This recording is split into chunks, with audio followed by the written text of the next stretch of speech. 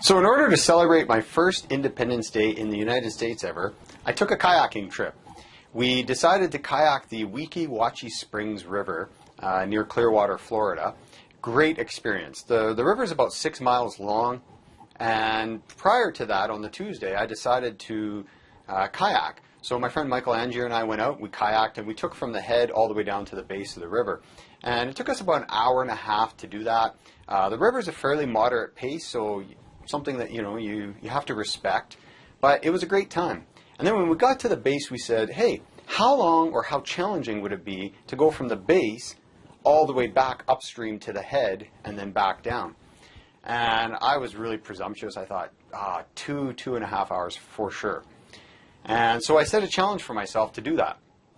Independence Day comes, I'm on the water, 7:45 in the morning, and there I go. And everything's good. I mean, I'm about 3 miles up the river. Things are going good. My friend John Doherty loaned me his kayak Perception. Great kayak. Thanks, John. And his best wooden oak oar. So here I am going up the river, and the river's fairly great. I mean, it kind of goes down and turns, but it's got these gnarly corners. And when you get in these corners, it's really deep, and it moves quickly, and it's interesting. So I'm going up the river. Everything's fine. And I hit a swell in the corner. I'm trying to get around the corner. I hit this swell hitting me, and I'm thinking to myself, well, I could just execute a 90-degree turn and then head that way. I'll be great. No, I roll. The kayak rolls. So here I am rolling in the kayak. I get ejected from the kayak. Not a big deal. I've had kayak training many years ago, professional training, so it was actually kind of fun. But I got rolled, and the life jacket was over there. The kayak's over there, and I'm seeing all this from about 15 feet underwater, and I got the oar in my hand. Never let go of the oar, first rule. So I get to the top, grab my life jacket, hook it on, put it back on, get over to, I see the dry bag that way. I got to get to the kayak, which is just, kind of that way, and now the stream's taking us. And I finally catch on to the kayak. It's full of water. It weighs probably like 200 pounds. Try and right that thing in the water? No way. So I'm trying everything I can do to get to the bank on the left side. So I finally get to the bank. I get the kayak righted. I get most of the water out. I get everything, together. I jump back in. About 10, 12 minutes later, I'm back in progress. I grab the dry bag. Realize, well, it wasn't such a dry bag. The bag inside the dry bag that I had my brand new Samsung Note 3 phone in, trashed. $800 lesson. So. That was interesting. So anyway, I'm determined. I'm going to the head. Here I am going upstream. It was pretty aggressive. It was a very vigorous workout. So I'm going upstream, and then all of a sudden, the kayak's going like this, and then, slowly, it kind of does this, and finally I'm realizing the boat's getting really heavy. It's full of water, and I have a problem. I look back, the plug's broken. So now I got to find a place that I can get to the corner and get the boat off onto the corner and get the plug fixed. So I find this area and I think, hey, it's great. I can see some dry bank and there's some houses and everything behind it, but there's some dry bank there. And there's all these reeds and marsh kind of area. And I thought, well, I'll just go right through that. Perfect. As I'm going through, I see all the marsh, and all of a sudden the marsh starts moving like this towards me, and I hear this kind of like sound, and then this thing pops out of the weeds at me. It was like that big, and I'm thinking to myself, that's the weirdest looking muskrat I've ever seen in my life.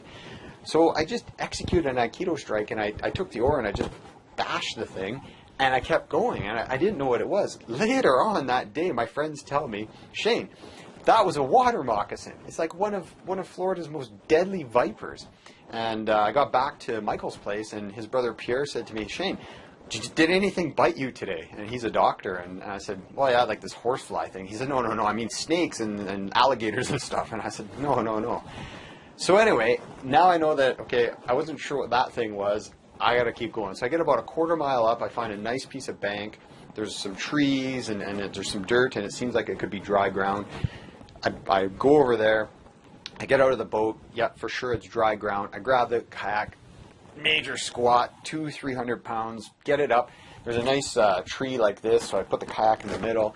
The water's draining. I'm eating a protein bar. I'm kind of taking stock of everything that's just happened to me. I mean, I just rolled the kayak back there, and this critter came out of the weeds at me, and so I'm just taking this all in stock. And then all of a sudden, when I was standing in the water watching the kayak drain, I was about, a couple inches past my ankle. And next thing I know, I look at the kayak and I think, gee, the kayak's it's looking exceptionally long right now, really tall.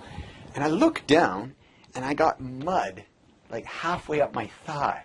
I'm sinking. I'm in this like quick mud, they call it down there. It's this weird mud. And I'm sinking. I couldn't move. The more I tried to move, it was like bolting me down. So I just calmed down. I did some Zen breathing, and I thought about the situation. Okay, what do I have to do? Luckily, there was a big tree stump there and this branch, and I was able to like extract myself out of the water. It took me like 8 minutes because I timed myself. I was wearing my heart rate monitor. It took me 8 minutes to get out of there. So finally, I get the kayak down. I bang the plug back in there, and twist it in, and bang it in. And it's all good, and the boat's good, and I clean all the mud off of me, and I get out of there, and I get back in the boat, and I think to myself, okay, you just about died 3 times. Probably good enough time to head back. No, we went for it. I didn't get 3.5 miles up the river to turn around and just go back.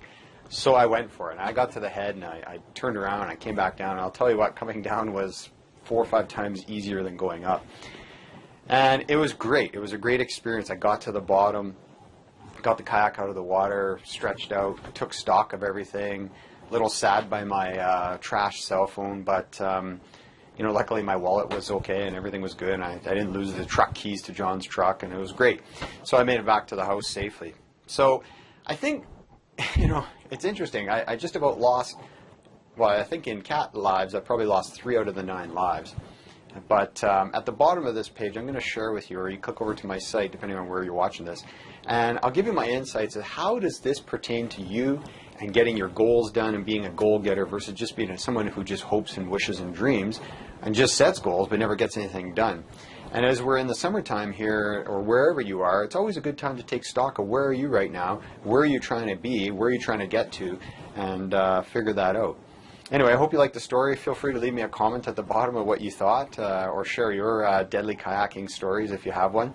That would be great. We can have a great conversation. All right, I'm Shane Fielder. Domo arigato.